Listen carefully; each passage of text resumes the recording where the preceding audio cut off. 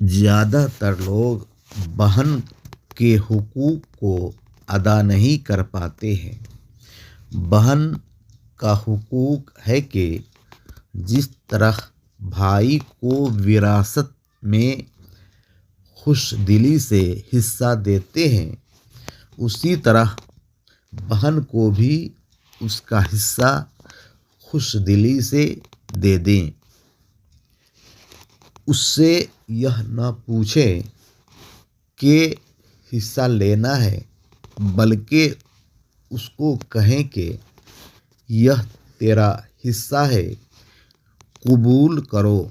جس طرح بھائی کو حصہ دینے کے بعد اس کے ساتھ محبت قائم رکھتے ہیں، اسی طرح بہن کے ساتھ بھی محبت قائم رکھیں۔